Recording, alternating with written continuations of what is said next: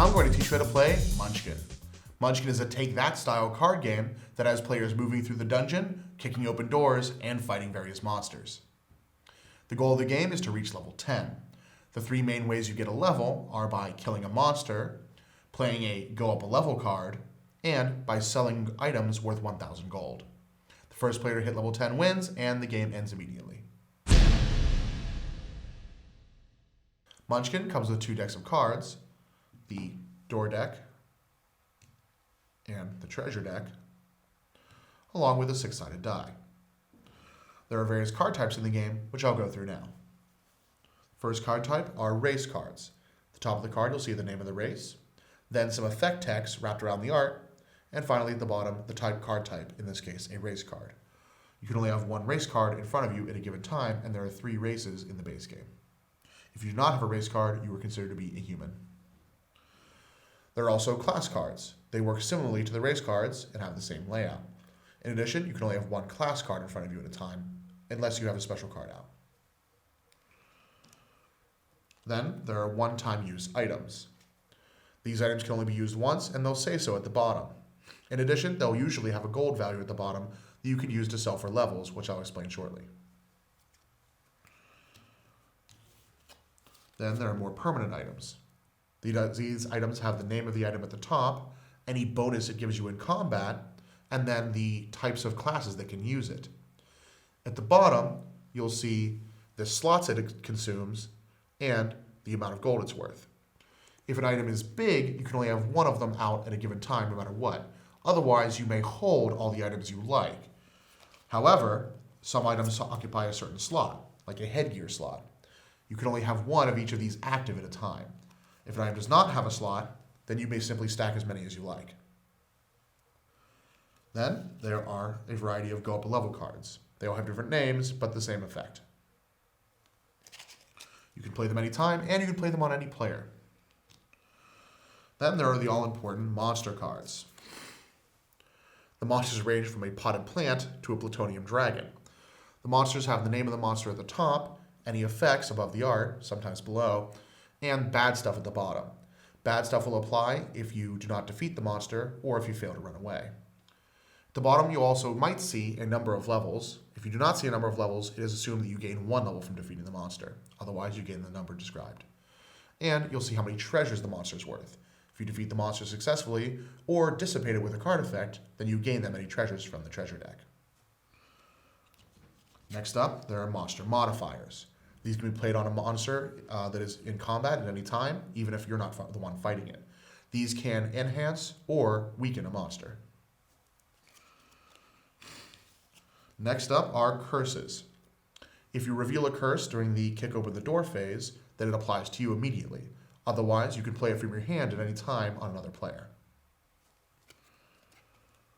And finally, there are special cards. Special cards have a wide variety of effects, and there don't seem to be any blanket rules covering them all.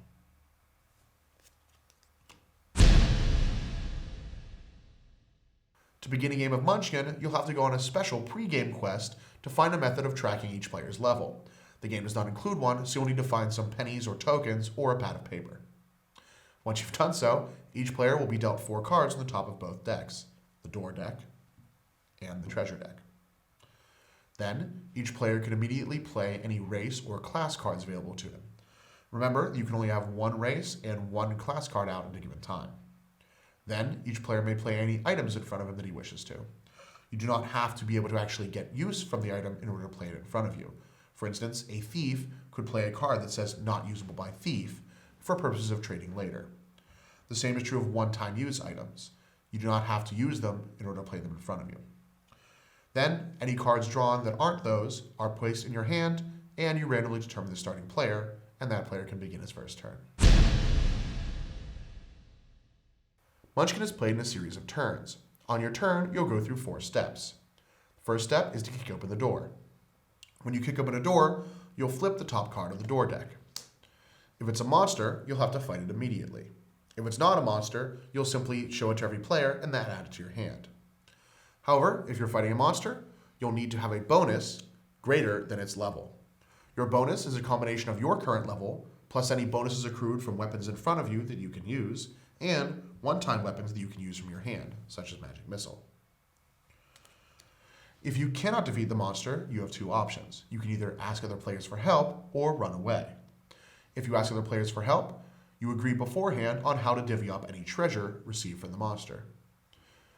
If the players choose to help you, you'll add all of their level and combat bonuses to your combat bonus to try to overcome the monster's level. Otherwise, you have to run away. If you try to flee, you'll roll the d6. On a roll of 5 or greater, you'll successfully escape the monster. Otherwise, the monster catches you and applies bad stuff. If you defeat the monster, either alone or with a friend, you'll get treasures. If you defeat it alone, you'll draw the number of treasures face down and simply add them to your hand. If you defeat it with a teammate, then you'll divvy up the treasures face up. After that, if you do not find a monster, you can instead look for trouble. This means you'll be playing a monster card from your hand in front of you and acting as though you had just found it in the room. This follows the same formula that fighting a monster you found on the door deck does. If you do not find a monster in the room and do not look for trouble by playing one of your own, you can now loot the room.